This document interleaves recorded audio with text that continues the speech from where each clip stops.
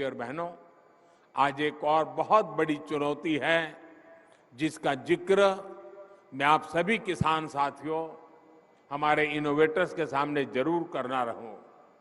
आत्मनिर्भरता पर इतना बल मैं क्यों दे रहा हूं और खेती की, किसानों की इसमें क्या भूमिका है, ये हम सबको समझ करके मिशन मोड में काम करने की जरूरत है।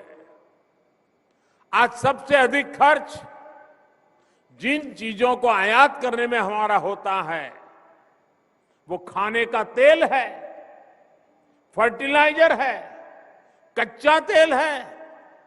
इनको खरीदने के लिए ही हर साल लाखों करोड़ रुपए हमारे दूसरे देशों को देना पड़ता है।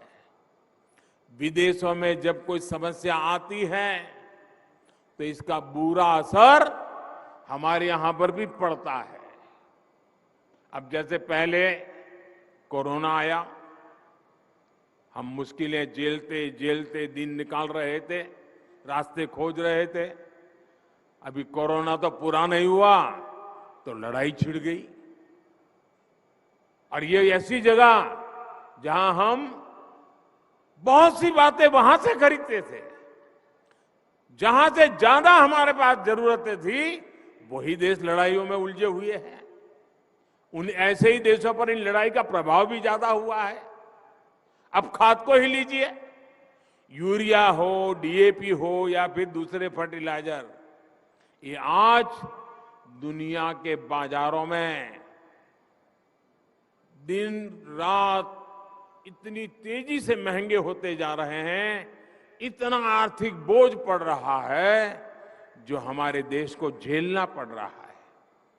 आज हम विदेशों से 75-80 रुपये किलो के हिसाब से यूरिया खरीदते हैं, लेकिन हमारे देश के किसान पर बोझ न पड़े, हमारे किसान, उन पर कोई नया संकट न आए जो 70-80 रुपये में हमारा यूरिया हम आज बाहर से लाते हैं, हम किसानों को 5 या 6 रुपये में पहुंचाते हैं भाइयों, ताकि मेरे किसान भाइयों बहनों को कष्ट न हो,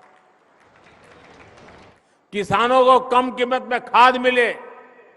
इसके लिए इस वर्ष अब इसके कारण सरकारें खजाने पर बोझ आता है, कई कामों को करने में रुकावटें खड़ी हो जाती हैं।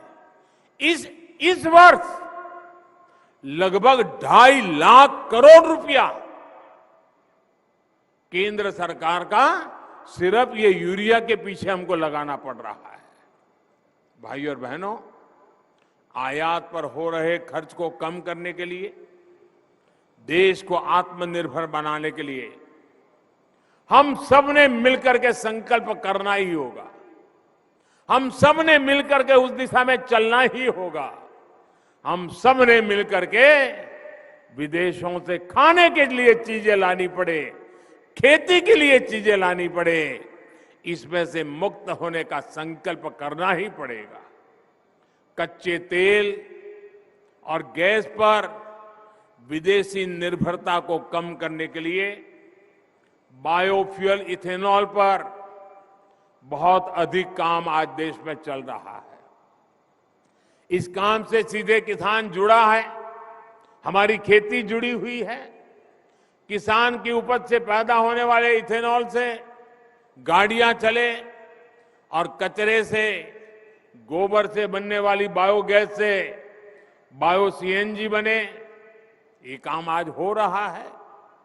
खाने के तेल की आत्मनिर्भरता के लिए हमने मिशन ऑयल पाम भी शुरू किया है।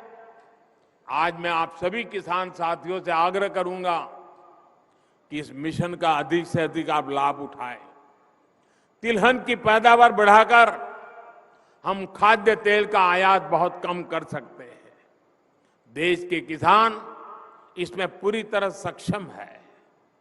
दालों के मामले में जब मैंने 2015 में आपको आह्वान किया था, आपने मेरी बात को सर आंखों पे उठा लिया था और आपने करके दिखाया था।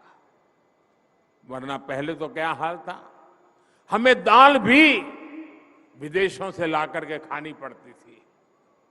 जब हमारे किसानों ने ठान लिया तो देखते ही देखते दाल का उत्पादन लगभग 70% तक बढ़ाकर दिखा दिया।